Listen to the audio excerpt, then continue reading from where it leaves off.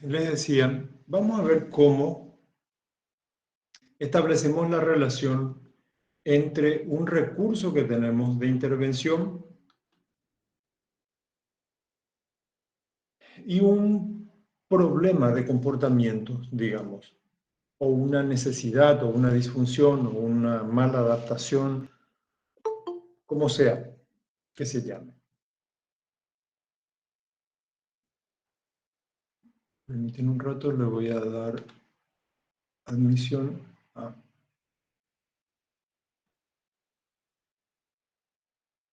Entonces, para eso, recordemos que nosotros hacemos como dos hipótesis que nos van a permitir trabajar y hacer esta relación entre el recurso que tenemos y el problema o la necesidad que se genera en relación al comportamiento, ¿verdad? ¿Cómo se llaman estas hipótesis? Hipótesis etiológica e hipótesis de mantenimiento. Esto tiene que ver con la lógica de que un evento, por más impacto que tenga, difícilmente tenga proyección en el tiempo si no hay estímulos, si no hay variables mantenedoras de ese efecto, ¿sí? Que es la hipótesis típica del trauma o la teoría incluso del trauma, que hay un suceso con suficiente capacidad de impacto que la persona queda afectada a partir de ese evento único, digamos, ¿verdad? El evento único, un evento único, por más impacto que tenga, no impresiona el comportamiento si no tiene variables mantenedoras. Este es un supuesto fundamental. Esto asumimos en relación, en base a la información que tenemos, como característica en el comportamiento humano. Entonces, nosotros podríamos identificar algo que denominamos etiológico, original, digamos, de origen, ¿sí? Pero sobre eso, o solamente con esa herramienta, no tenemos lo suficiente. En primer lugar, porque entender que algo se inició a partir de una pérdida, entender que el estado de desánimo actual se dio por un duelo, etcétera, o el fallecimiento de algo, la pérdida de algo, o cualquier otro suceso, no explica mi estado actual en sí, ¿sí? Y es lastimosamente en lo que la psicología tradicional se entretuvo o se entretiene mucho tiempo. Okay.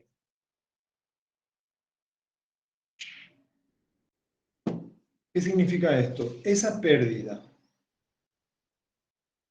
en un momento dado de mi vida, en cualquier momento de mi desarrollo, infancia, pubertad, adolescencia, juventud temprana, adultez, etc. No importa en qué momento se produzca, un suceso en sí no explica un comportamiento que se da posteriormente. Necesitamos para eso identificar lo que se llaman las variables mantenedoras. Hay que decir también que no solamente en el caso de tener problemas de estado de ánimo o déficit en el estado de ánimo puede entenderse a partir de una pérdida, de un duelo, etcétera, sino también puede ser el fruto de situaciones de incertidumbre, de descontrol, situaciones de percepción de ineficacia o percepción de autoeficacia baja o de frustraciones sucesivas, etcétera, ¿sí? Entonces, creemos que ahí está la etiología, muy bien. Sin embargo, el estado actual de indefensión, de desesperanza, de inactividad conductual es lo que mantiene o lo que provoca que ese ánimo esté bajo. Llamémosle depresión. Vamos a trabajar con esto relacionado. El comportamiento depresivo, hay maneras de evaluar. Nosotros vamos a hacer un trabajito que nos permita tocar, digamos, el fenómeno de alguna manera, y esto les voy a explicar después. Ahora, ¿qué tenemos mediante la investigación en relación a los factores asociados a la depresión? Historia de frustraciones en el ámbito personal, historia de frustraciones en el ámbito social, historia de frustraciones en el ámbito académico, en el ámbito laboral, etc. Y, por supuesto, la pérdida de seres queridos, fallecimiento, separación, viajes, migración, etc. Contextos de incertidumbre, contextos de violencia, de humillación, percepción de autoeficacia baja, ¿sí? Vamos a recordar, porque es muy relevante, la percepción de autoeficacia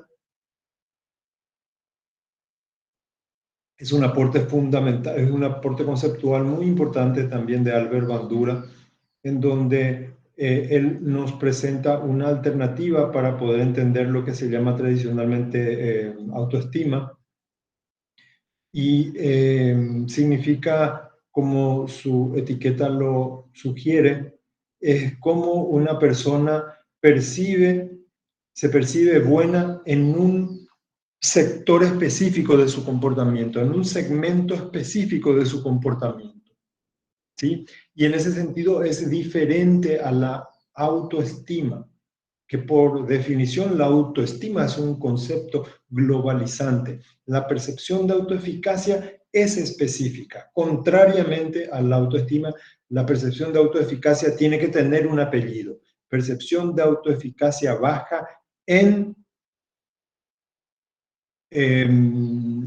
rendimiento en matemáticas. Percepción de autoeficacia baja en iniciar conversaciones con extraños. Percepción de autoeficacia baja en seducción para la formación de pareja, etc. ¿Sí? Percepción de autoeficacia baja para una entrevista psicológica a una persona inteligente, por ejemplo. ¿Sí? Es decir, es muy específica, y de ahí viene la utilidad aplicada que tiene. ¿Sí? No es una especie así de globo, sí, de autoestima baja, y si tú me dices, no te querés, luego sí, debe ser, ¿por qué? ¿Por qué tu autoestima es baja? Y yo luego, cuando era niño, sí, uno comienza a inventar algunas cosas que uno cree. En realidad tenemos una especie de licuadora de creencias, no necesariamente ciertas, sobre uno mismo o sobre el estado de uno mismo. La percepción de autoeficacia baja en un aspecto de nuestro comportamiento permite la identificación específica, y por lo tanto, asumiendo que el comportamiento es aprendido, nos permite intervenir. Y por supuesto, si yo me considero de pocos recursos, pocas destrezas para la matemática, ¿qué es lo que tengo que hacer? Incrementar, aumentar, diversificar la didáctica con la que estudio matemáticas, aumentar el tiempo de estudio de matemáticas, etc. Y con seguridad, después de un tiempo, voy a ser bueno en matemáticas, y tendría que mi percepción de autoeficacia baja subir al nivel correspondiente, etc. ¿verdad? Entonces, este es un concepto muy importante. Nos aportó también, entre otras cosas más, Albert Bandura. Bandura falleció hace poco, muy prolífico realmente. Y además de estos factores asociados con los que vamos a ir pensando la activación conductual, la herramienta conceptual fundamental va a venir de los principios del aprendizaje operante. ¿Sí?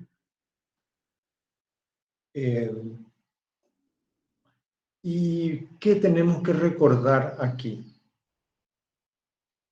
En primer lugar, que el aprendizaje operante tiene que ver con comportamiento voluntario, aquel comportamiento que uno lo hace o no lo hace, ¿verdad? Es decir, uno tiene algún dominio sobre un comportamiento, o sea, puede uno inhibir o desplegar una conducta determinada de manera voluntaria. Esto involucra e implica a la musculatura estriada. ¿Sí? La musculatura lisa es la que no responde. Algunos músculos estriados también, pero la musculatura lisa es la que fundamentalmente no responde a la voluntad. Por lo tanto, teniendo en cuenta que estamos hablando de comportamiento voluntario, comportamiento aprendido mediante principios operantes, nos lleva a la necesidad de poder pensar en programas de entrenamiento. Ahora, ¿cuáles son los principios del aprendizaje operante que tenemos que recordar que son importantes? Es que el llamado refuerzo positivo, es decir, aquel estímulo que aumenta la probabilidad de un comportamiento, repito, un estímulo que aumenta la probabilidad de un comportamiento, ¿sí? Aumenta la probabilidad, remarco. No es que lo provoca, ¿sí? No es que lo provoca automáticamente, ¿sí? Mecánicamente. No es así. Aumenta la probabilidad de la ejecución de un comportamiento, ¿sí? Entonces, en este caso, el estímulo llamado refuerzo positivo tiene que estar presentado después, inmediatamente, de la conducta que se quiera aumentar. Cualquiera sea esa conducta, toda vez que sea voluntaria. ¿Sí?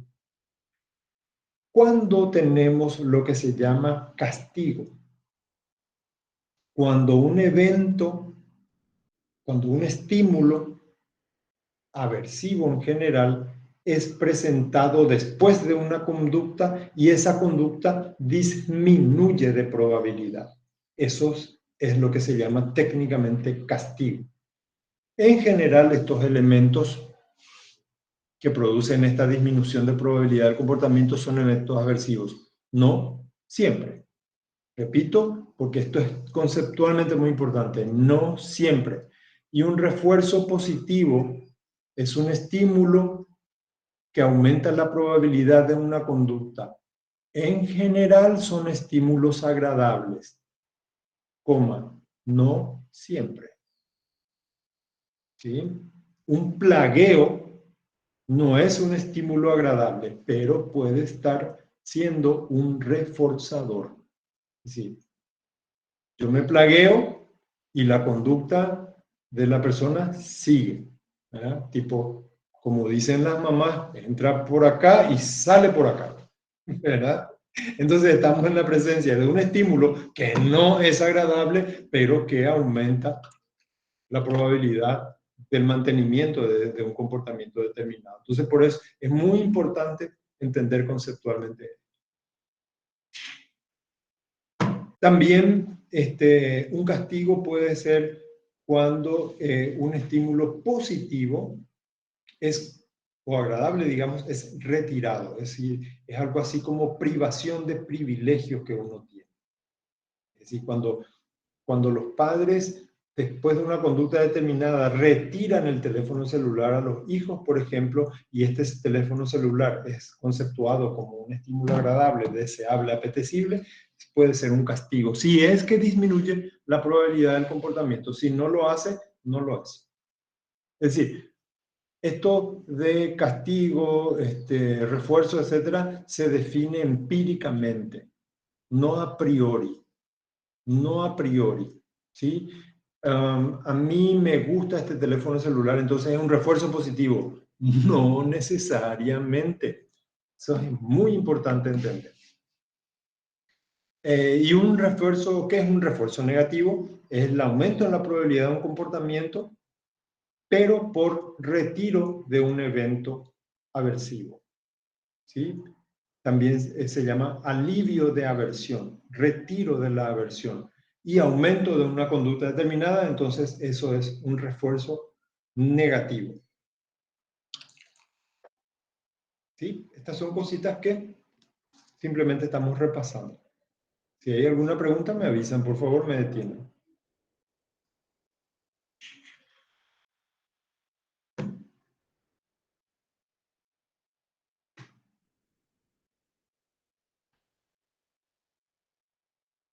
¿Estamos bien?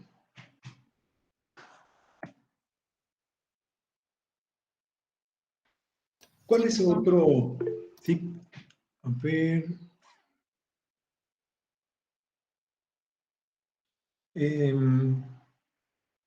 ¿Cuál es otro elemento conceptual que es? A ver, estoy revisando nomás el chat porque cuando estoy en mi presentación no veo el chat. Entonces entro a revisar un rato y ahora voy otra vez. ¿Cuándo, perdón, qué otro elemento conceptual nos va a hacer falta para poder trabajar con la activación conductual?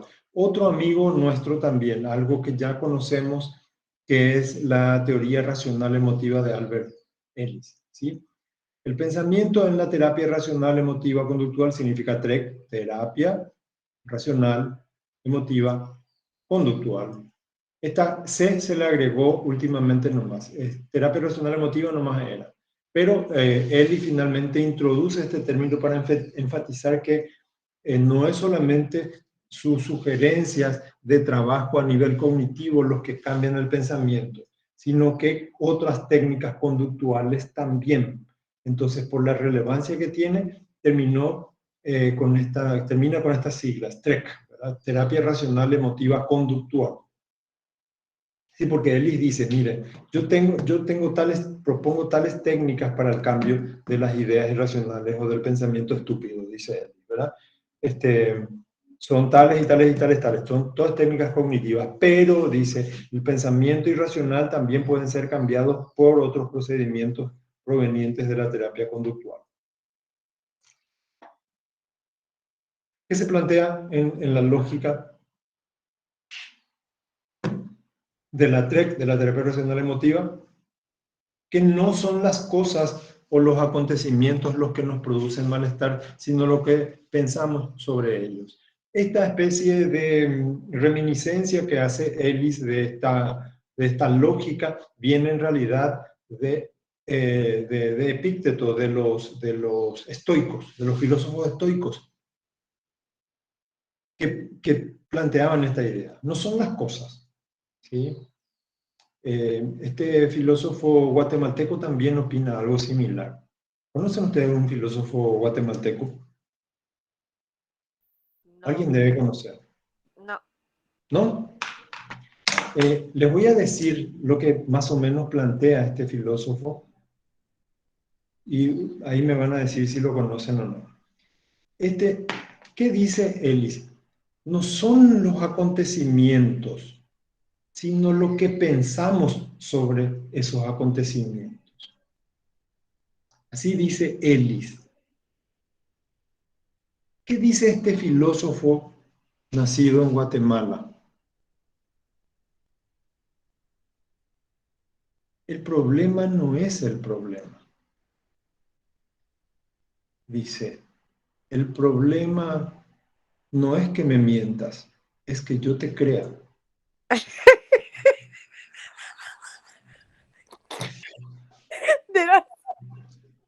Sí, es un filósofo poco conocido. Cerramos todo y nos vamos. Sí, es un filósofo que generalmente no es mencionado en los libros, injustamente, ¿verdad? Nadie esperaba esa referencia. Este filósofo es discriminado, no sé si porque nació en Guatemala, pero no es mencionado frecuentemente en los libros de filosofía, ¿verdad?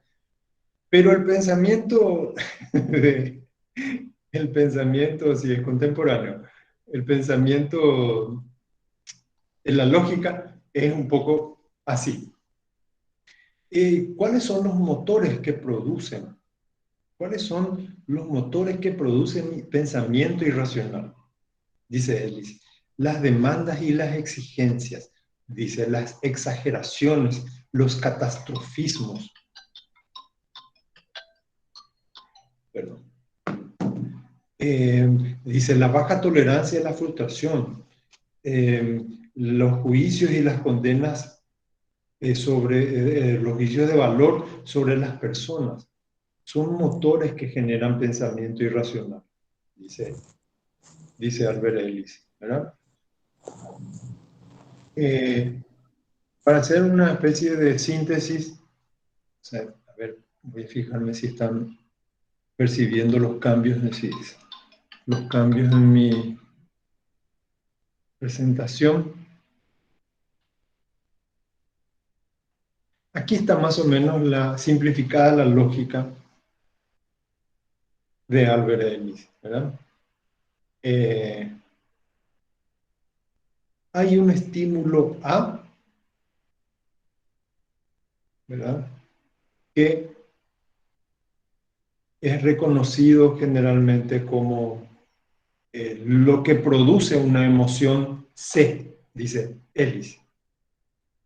Y por ejemplo, si alguien, siguiendo, ¿verdad? Si alguien me miente, ese es el estímulo A.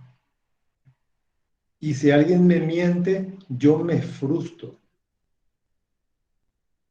¿Qué sería la reacción C? Entonces lo que dice Ellis, yo no sé si Ellis llegó a conocer, espero que no, al filósofo guatemalteco.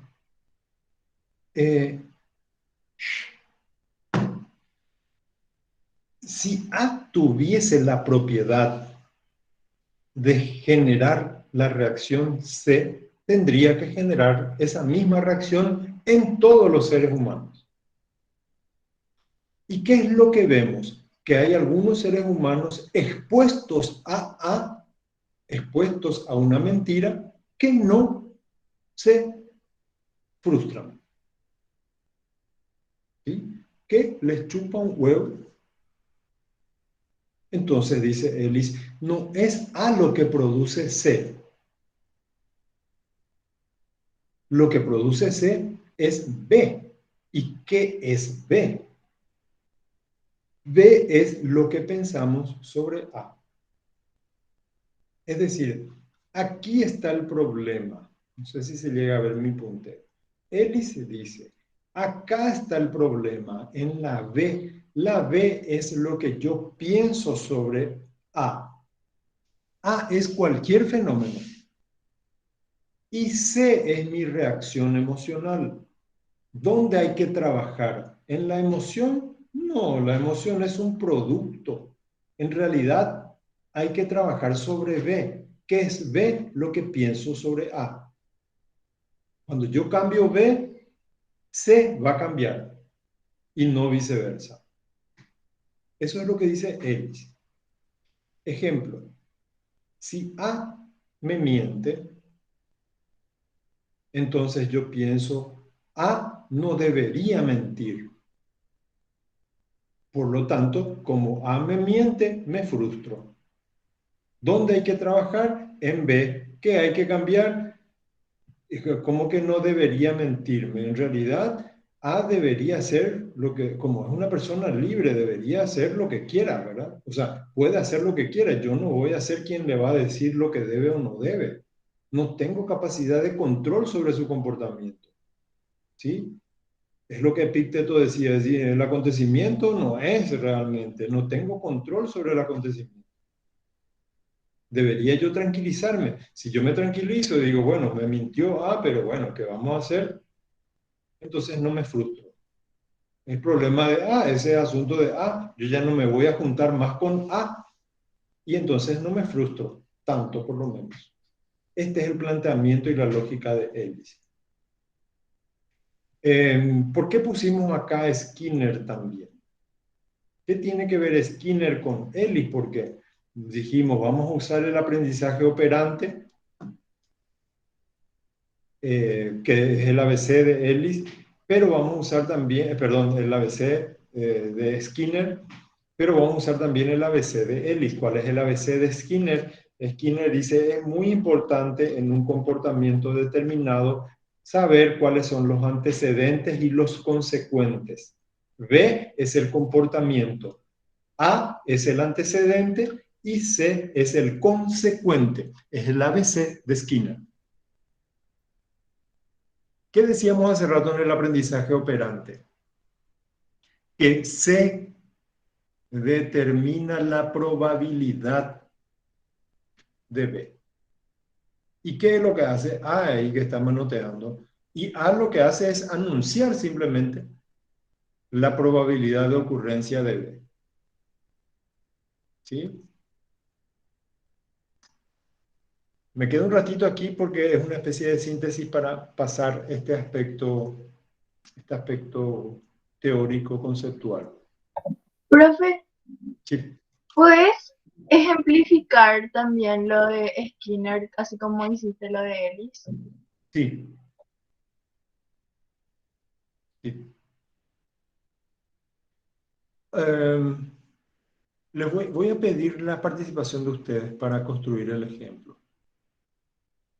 Eh, Díganme un comportamiento deseable, un comportamiento deseado que aumenta por la consecuencia que tiene. Un comportamiento voluntario.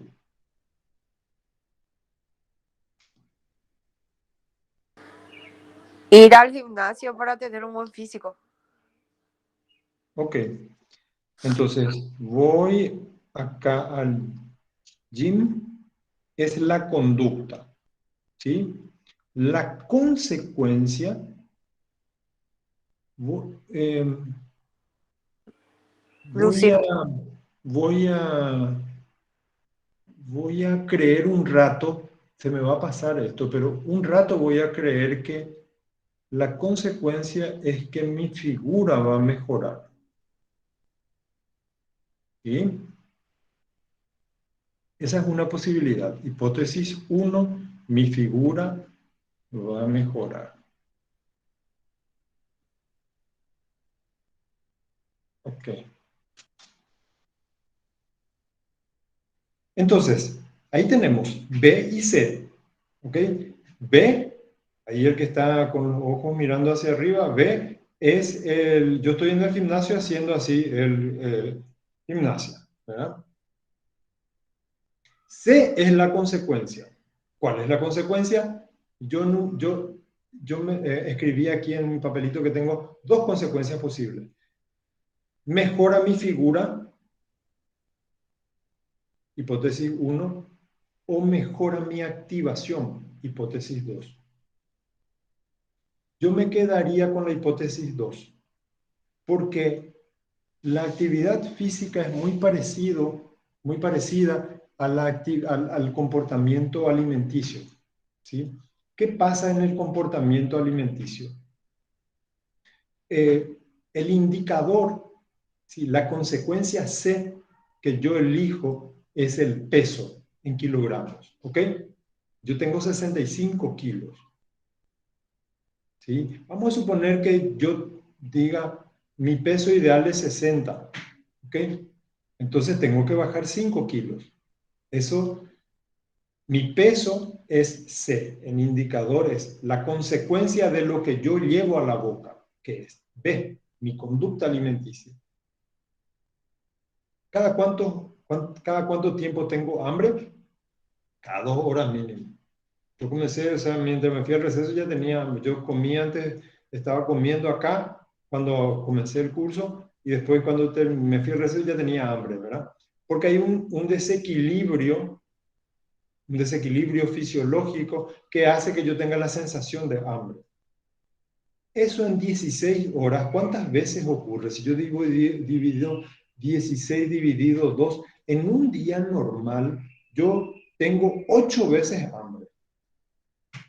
Ok, como yo tengo que bajar de peso, 8 veces me aguanté el día de hoy. 8 veces. Muchísimo, mucho sacrificio.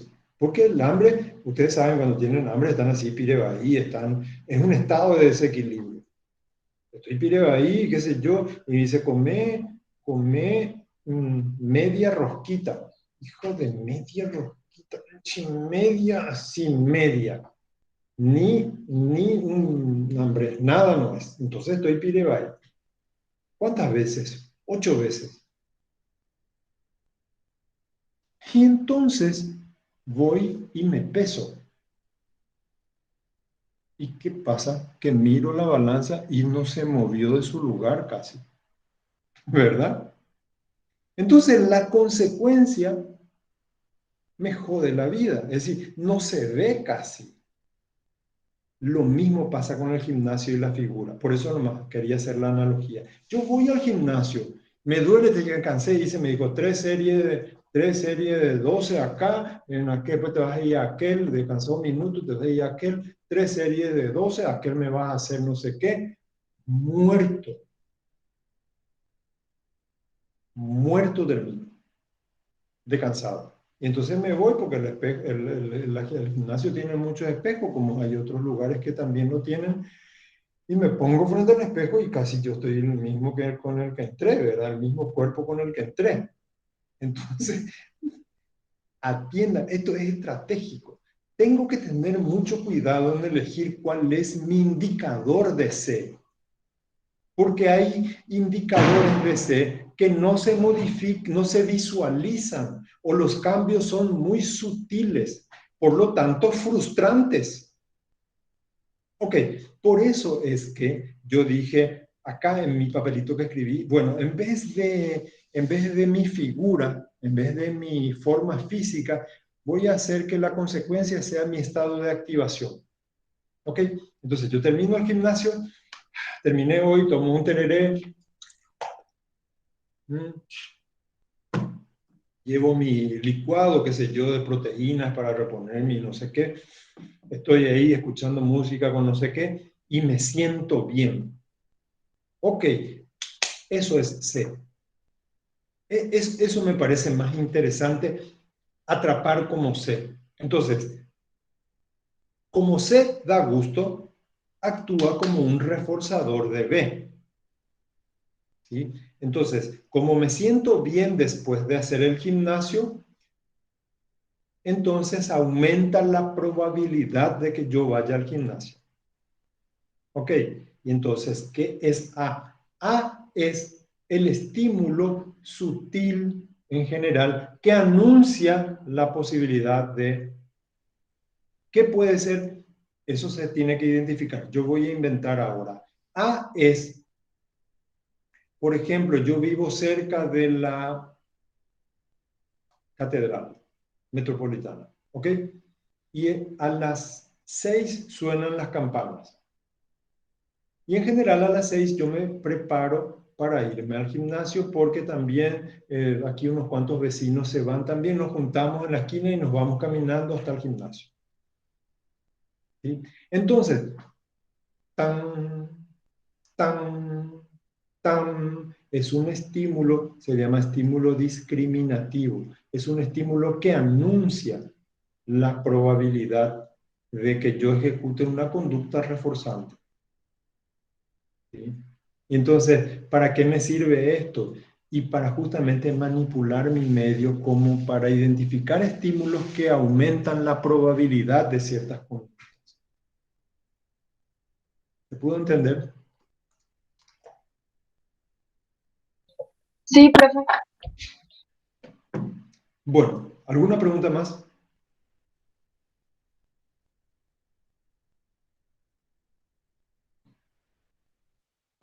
¿No?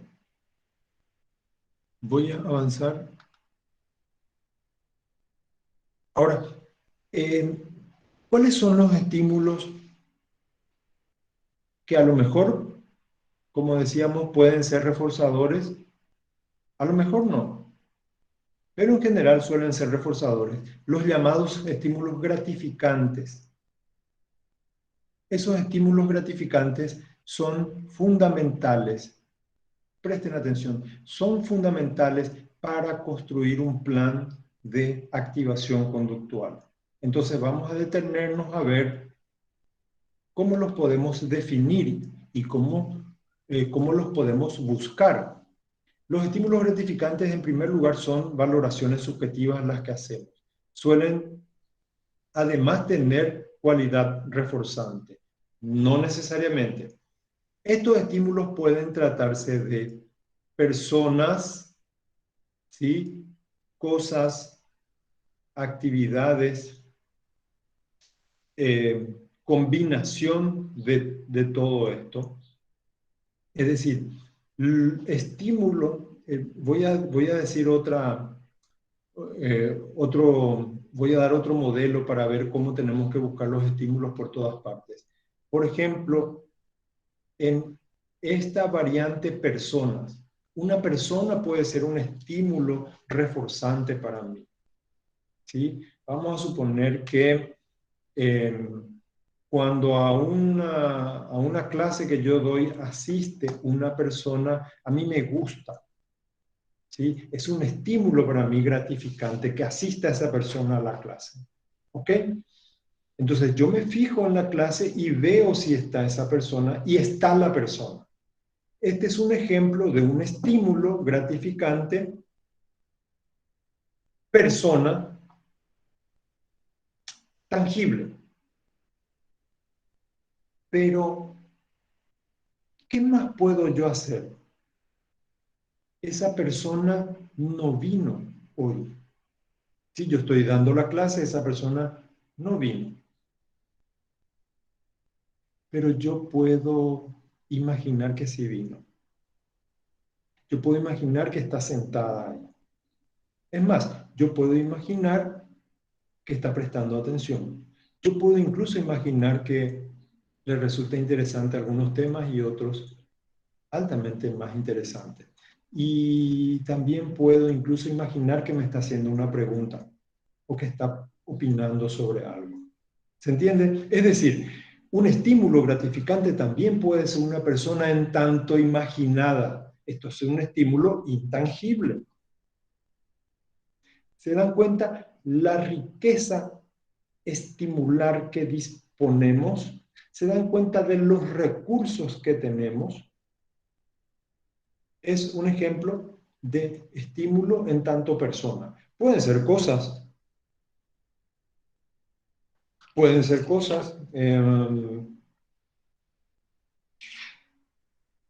A mí me gusta ¿cómo me gusta este mouse inalámbrico? Que chuchi, que es miren por los colores del Flamengo. Yo en Brasil, a mí me gusta el Club Flamengo porque le ganó la otra Olimpia y no sé qué, ¿verdad? Es decir, me gusta. Este puede ser un objeto, una cosa, y ser un estímulo para mí gratificante. Ejemplo, ¿sí? Puede ser una actividad. Yo no sé si ustedes escuchan a veces, a pesar de que yo estoy encerrado de aquí apartado, los gritos de mis niñas están jugando por el patio y qué sé yo, no sé qué estarán haciendo, pero parece que lo que están haciendo es divertido. Y puede ser una actividad, darme una estimulación gratificante. La misma cosa, la actividad, la cosa, la persona o la conjunción de todo esto, yo la puedo imaginar, entonces tengo la misma estimulación, posiblemente con el mismo nivel de intensidad a nivel intangible. ¿Sí? Entonces, esta es la caja, esta es la valija, esta es la maleta de las herramientas con las que nosotros vamos a trabajar la activación conductual. Porque haciendo una especie de síntesis apretada, lo que vamos a intentar, a ver si encuentro. Lo que vamos a intentar hacer es que estos estímulos maticen las 16 horas de vigilia que en general tenemos en esta cultura los seres humanos. ¿Sí? Es decir, la activación se va a producir porque nos involucramos, nos apropiamos, nos empoderamos del control de estos eventos. Esa es la activación conductual. Tenemos que hacer que ocurra.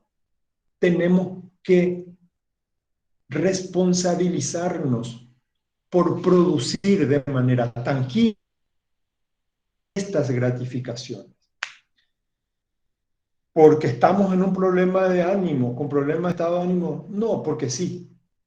Y ahí volvemos a con lo que iniciamos el seminario esta mañana, esta primera hora. ¿Sí? Esto tiene que ser objeto educativo, tiene que ser objeto promocional, tiene que ser objeto preventivo y no solamente de intervención.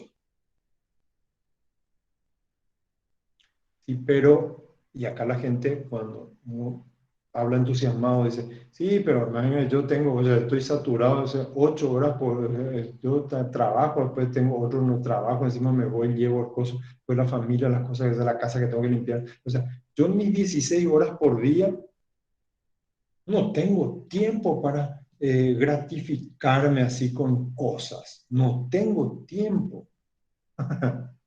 Ese es un problema. Y ese es un problema que puede tener con la administración, organización del tiempo, pero en general tiene que ver con más un descuido y una asunción de una vida dentro de una filosofía estoica en el sentido de que el sufrimiento, el sacrificio, la guapez, qué guapo que sos, qué guapa que sos, en el sentido de hacendoso o hacendosa, creemos que eso es bueno y que sacrificado, ¿verdad? No, en realidad, bien si una persona es esmerada y es hacendosa y no sé qué, pero no se puede descuidar porque es un acto irresponsable, porque ese descuido personal tiene consecuencias en uno mismo, en la calidad de vida de uno mismo, en el sufrimiento, en la salud de uno mismo y de las personas del entorno y de la sociedad en su conjunto. La sociedad en algún momento va a tener que, mediante los hospitales públicos, mediante los entes de seguridad públicos, qué sé yo, en algún momento va a tener que hacerse cargo de las consecuencias de no organizar, de no controlar mis estímulos distribuidos homocedásticamente en todos los días de mi vida.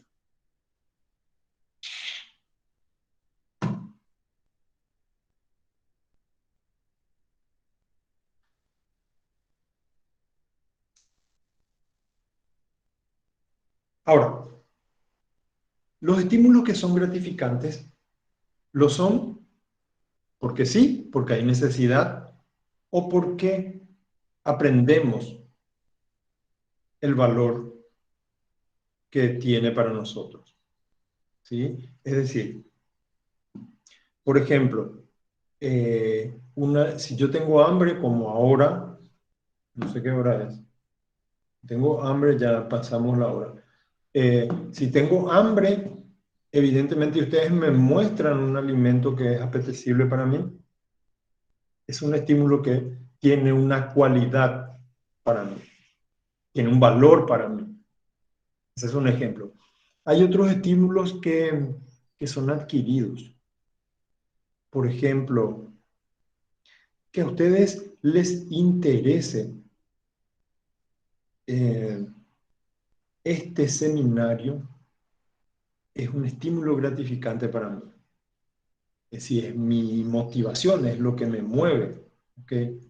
Pero eso lo tuve que haber adquirido, no es innato. ¿Sí? Ahora, vamos a ver cómo estos estímulos obedecen a los principios del comportamiento operante, ya sea funcionando como programas continuos, fijos, variados, etc. Vamos a mirar acá qué tenemos en esta rueda. Vamos a ver, dice, como ejemplo, si ponemos combinaciones como caminar con mi pareja, ¿verdad? Pareja, amigos, familiares, compañeros, colegas, etcétera. Ir al cine, bailar, se dan cuenta que estamos hablando de personas, cine, bailar, pasear, jugar, estudiar, etcétera. Objetos, café, ropas, tecnología, libros, por ejemplo, son ejemplos de objetos. Cuidarse el cabello, eso tiene que ver con comportamientos personales, digamos, el humor, los hábitos, etcétera. Todo esto forma parte de estímulos que se van modificando casi como el principio acelerador de partículas, es decir, como principios de la energía nuclear, ¿sí? Se van haciendo, o como lo que diríamos en otros términos, la tesis, antítesis y síntesis, ¿verdad? Es un movimiento continuo, ¿sí? Por lo tanto, por eso siempre es importante evaluar, no pensar a priori paquetes de intervención o paquetes programáticos incluso para nosotros, porque esto tiene que valorarse porque cambian permanentemente o por lo menos pueden cambiar de manera dinámica. Acuérdense que ustedes me detienen si es que hay preguntas. Vamos a ver y vamos a irnos con eso por hoy.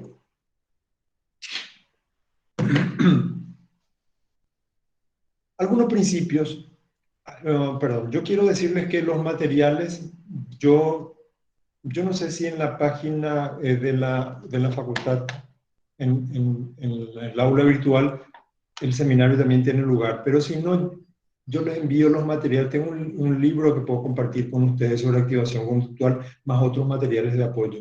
Yo les puedo enviar de a uno así, vía WhatsApp si les queda cómodo. O si no me dicen, ¿verdad? A ver, sigo entonces. Los 10 principios para la activación conductual. Para cambiar lo que pensamos, cómo nos sentimos, tenemos que cambiar lo que hacemos. ¿Sí?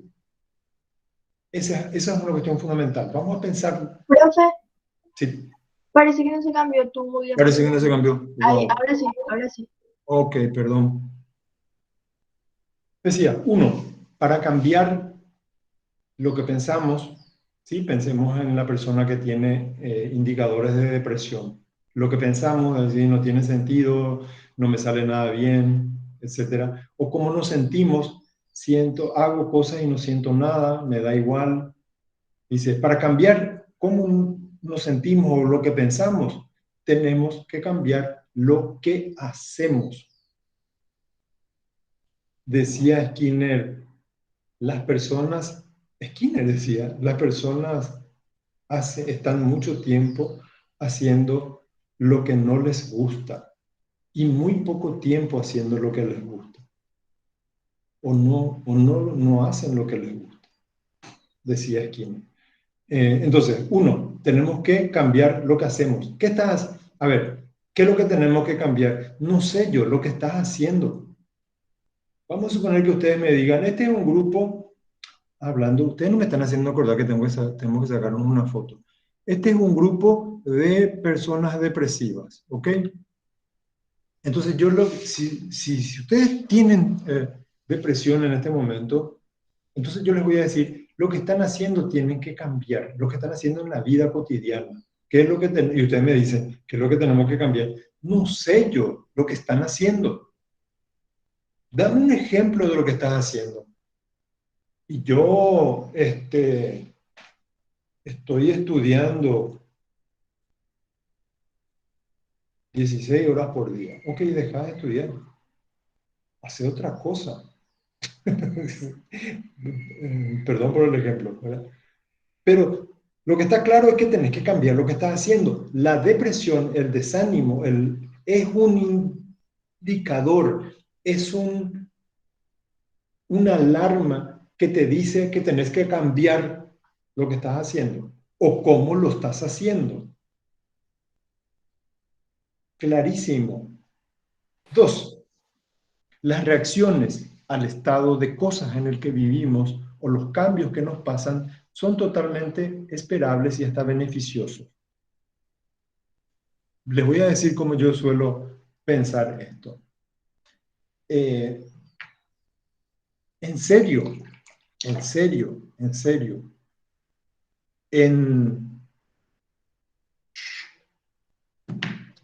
A ver, qué sé yo, cuánto tiempo, no importa, les voy a inventar.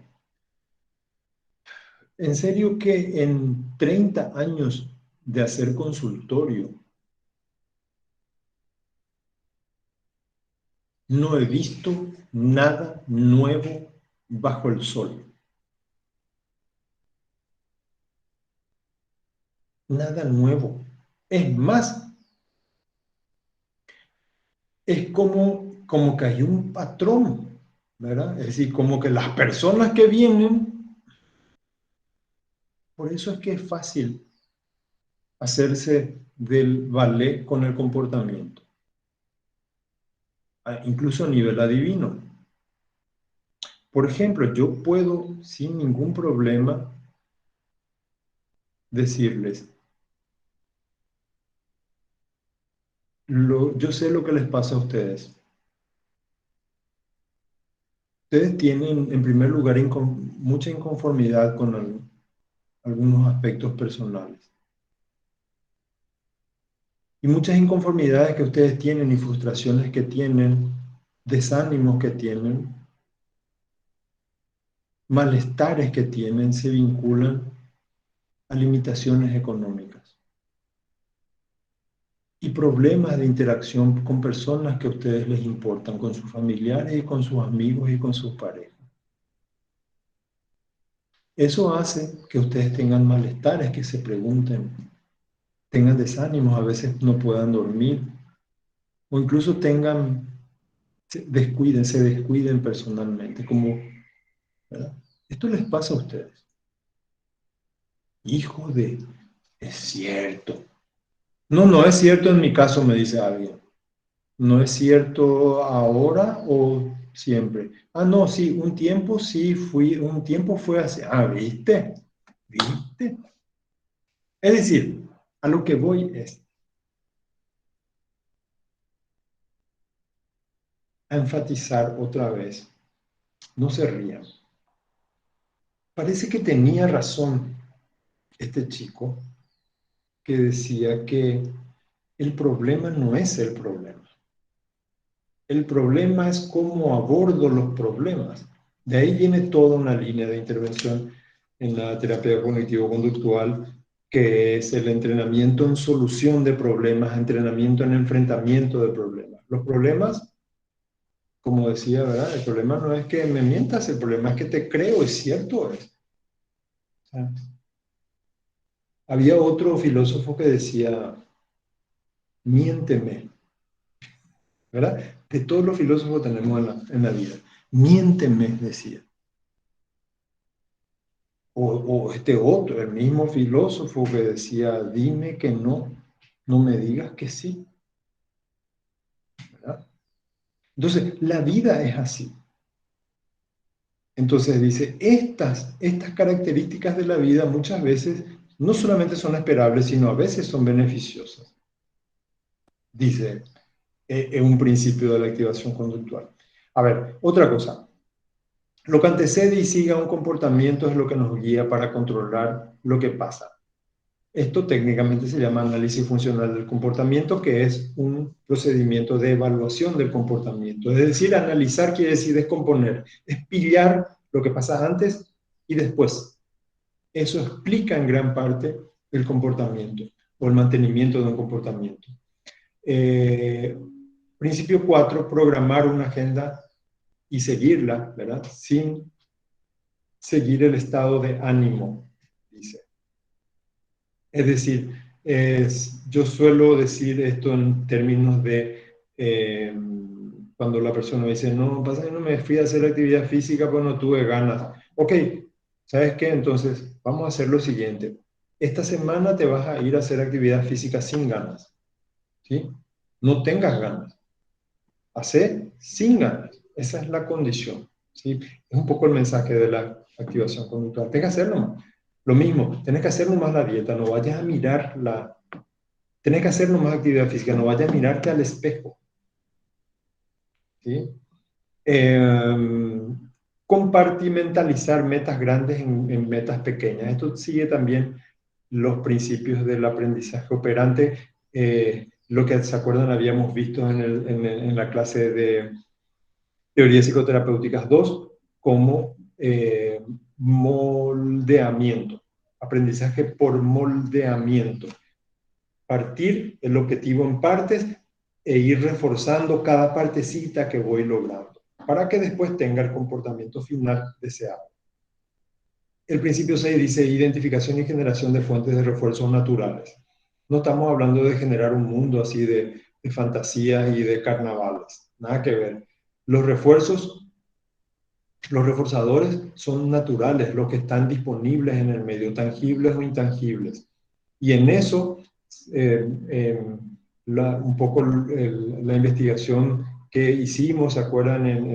Recogiendo la información con el cuestionario en línea, las personas identificaban como gratificantes, qué sé yo, desde comer chocolate, oler la tierra cuando llueve, es decir, el olor a tierra mojada, por ejemplo. Imagínense, ¿verdad?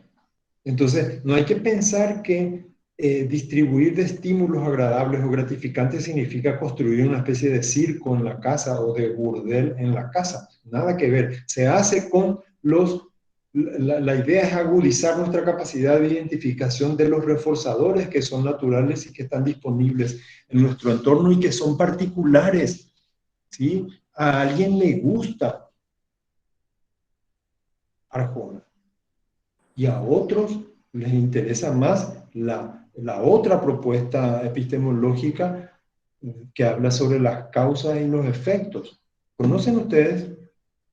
Esa sí es una mujer filósofa mexicana que habla de causa y efecto. ¿Conocen ustedes? ¿Quién es? No, Cuéntenme. Paulina No, Rubio, creo. me suena ¿Quién? eso. ¿Quién? Perdón. me suena, pero me da ocupado, profe. Sí, pero alguien dijo ahí algo. No digo.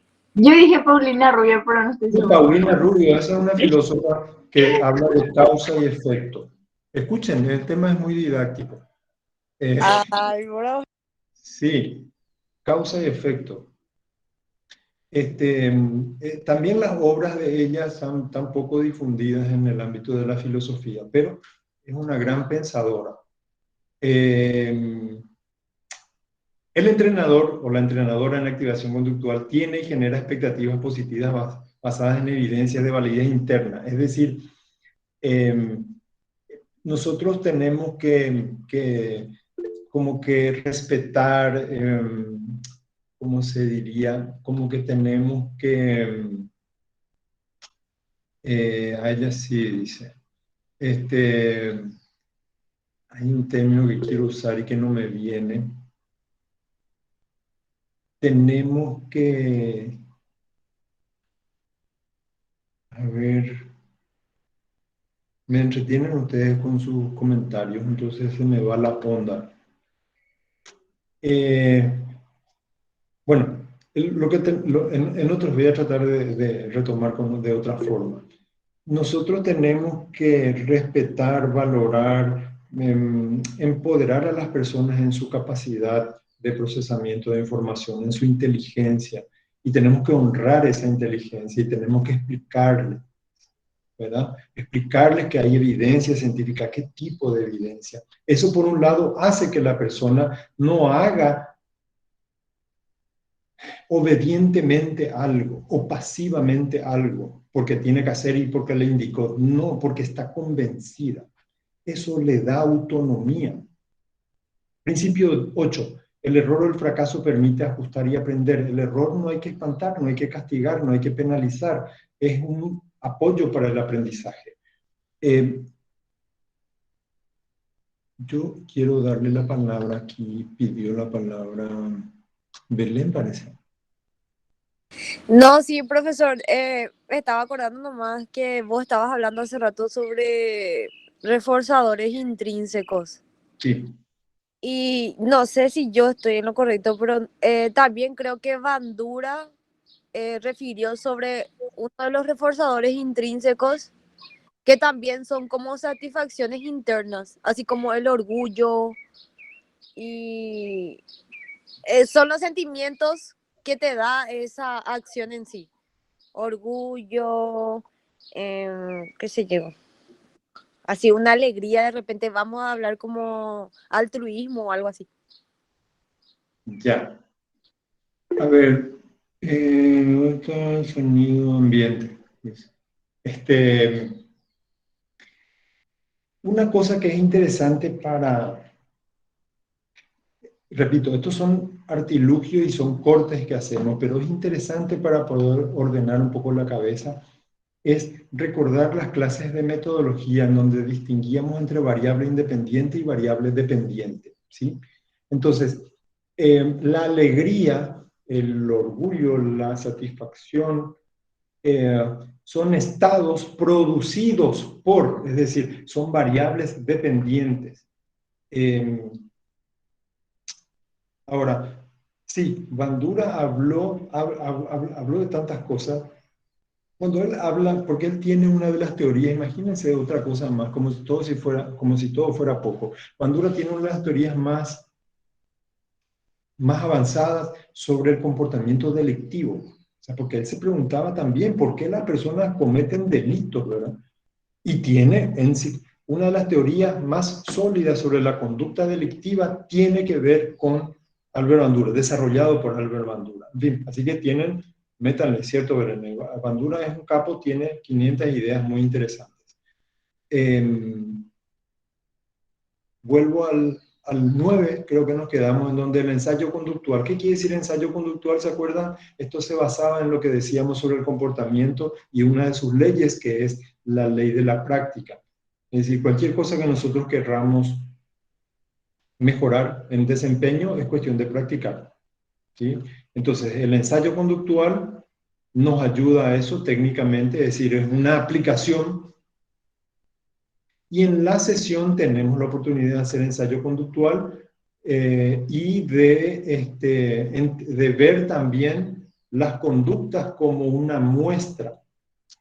Y por eso, en la entrevista conductual, no solamente se habla, no solamente se pregunta, no solamente se completan cuestionarios, no solamente se traen autorregistros, sino que también se observa el comportamiento de manera directa. Y por otro lado, también la persona observa nuestro comportamiento, es decir, somos de alguna manera modelo, si es que eso va a ser útil en algún momento. Y 10, una visión crítica del tratamiento y la capacidad de autocorrección.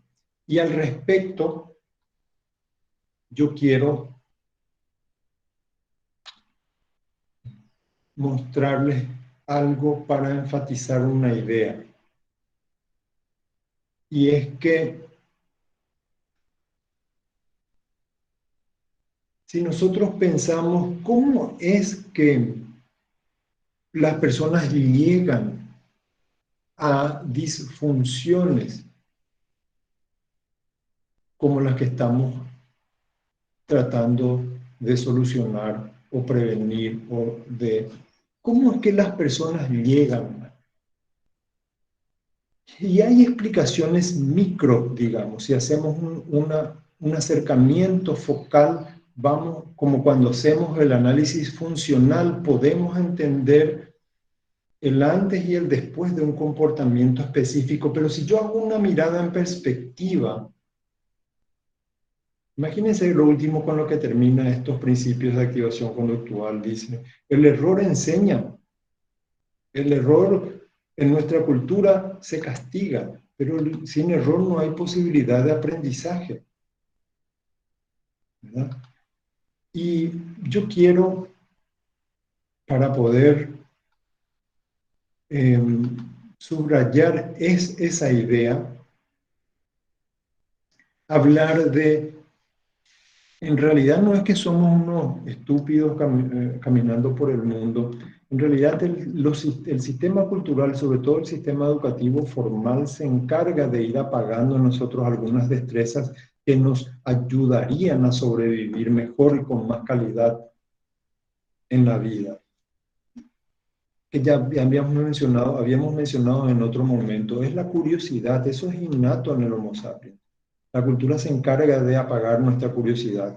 La experimentación es innata, no solamente parte del método científico, es parte de nuestra vida, de nuestra destreza comportamental para poder apropiarnos de la vida, experimentar. Y experimentar significa exponernos a cometer un error. Y exponernos a cometer un error significa la posibilidad de aprender. La cultura va apagando eso. Y por eso es que finalmente nos gana la depresión, por ejemplo, o la ansiedad.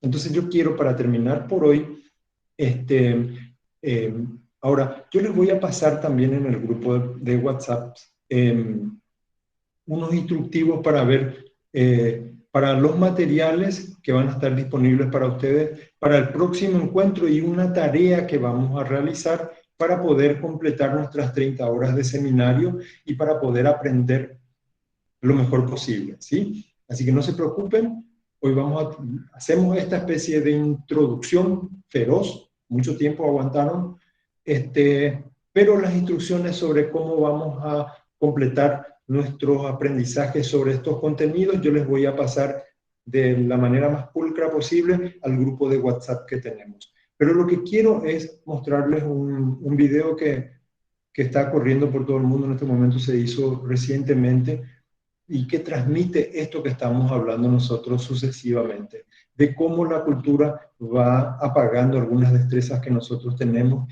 y que es simplemente volver a despertarla, ¿verdad? Les voy a mostrar un video un video animado que lleva 2 o 3 minutos nomás, así que no se preocupen, ya vamos a terminar y voy a ver si es posible compartir un video con esto que tenemos. Un ratito, aguántenme.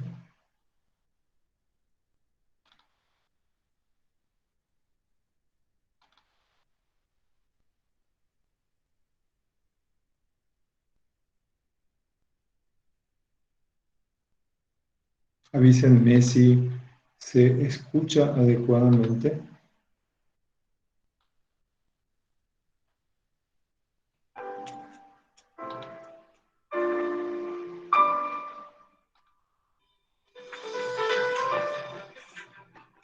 Todavía no, esperen.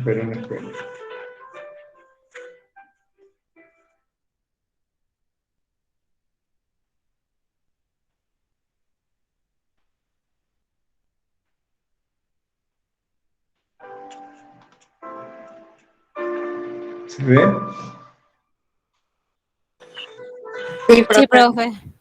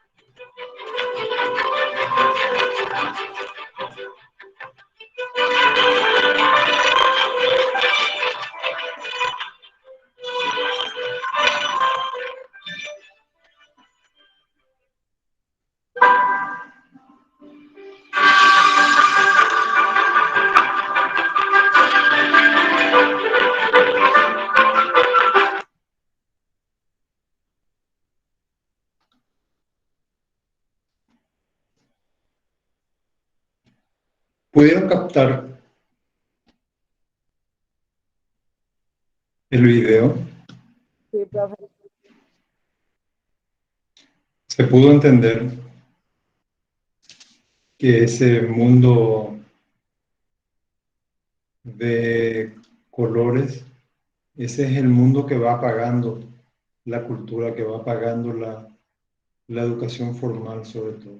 No con, tal vez con malicia, pero es lo que va produciendo, ¿verdad? Y, y es interesante cómo,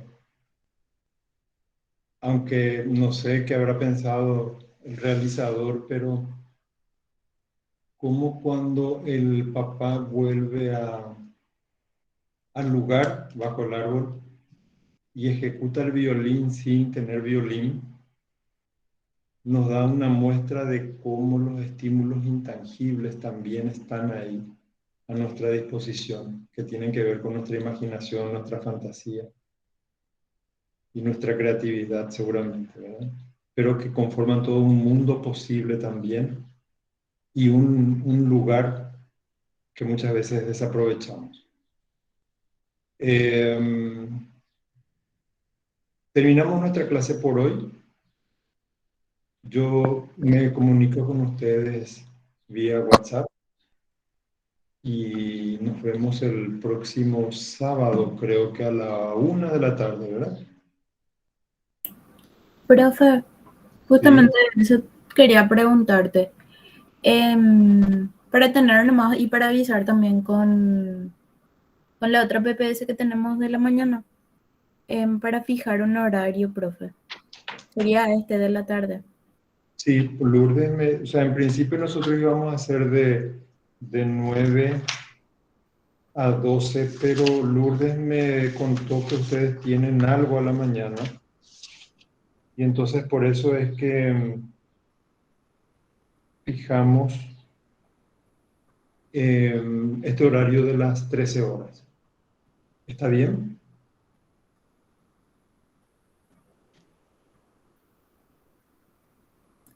Sí, profe, depende de la mayoría de los compañeros. Profe, porque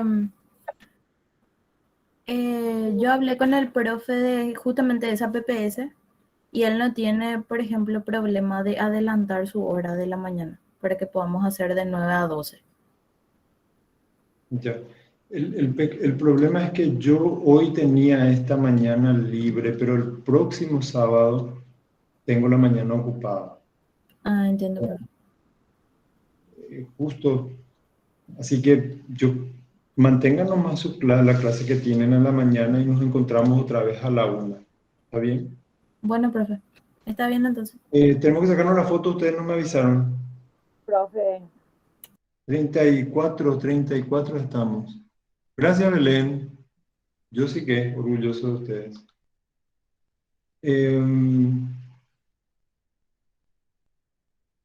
Nos mostramos. Muéstrense pues. Así nos hacemos una foto con los que estamos.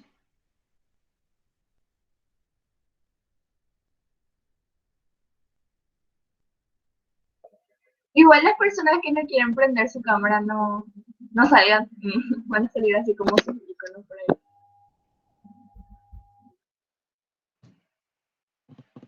Yo voy a sacar este fondo que tengo, ¿verdad?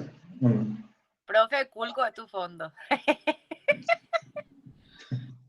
Hace más divertido los pajaritos que vuelan detrás. Yo pensaba que era mosca.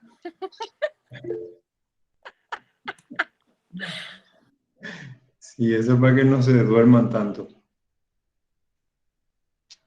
Yo veo, no sé qué pasó, cuando apagué el video me desaparecieron algunas imágenes.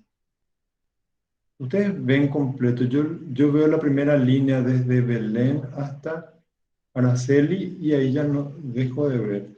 Voy a ver si cambio de diseño. Profe, sí, Sí, justamente perdón. así. El diseño mosaico. Ahí vamos a aparecer todo. Es que tengo el diseño de mosaico al máximo, pero se me pierde una línea. Por ejemplo, le tengo a Belén, Laura y Jessica y después tengo un vacío hasta Patricia. Patricia recién me aparece. ¿Ustedes ven todo completo? Yo al menos veo completo, profe. No sé. Entonces ustedes van a sacar la foto. Yo voy a poner así, me voy a hacer del Bueno, serio profe. wow. Y no puedo. Voy a hacerme el serio, pero no puedo. Entonces alguien saca y envía al WhatsApp, ¿sí? Dale, profe. Prendan sus Digan, cámaras. Dale así como están nomás. Acá ya hará igual nomás. digan whisky. 1, 2, 3. Listo. Otra vez. Dale, Alberto, tu taque. Ahí está. Listo, profe. Bueno, buenas tardes, que descansen. Ya trabajaron mucho por Gracias, hoy. profe. Basta ya, les va a hacer mal estudiar Gracias, demasiado. profe. Descansen, disfruten y nos vemos el próximo. Gracias, profe. Buen fin de semana. Voy a, Buen fin de, profe. voy a leer Arjona hoy. Paulina, combinar con Paulina Rubio. Sí, baby. ¿Y Laura Pausini? No, ella es una maestra, ella sí es, de verdad. Sí, sí, qué loco. Buen fin de, ya.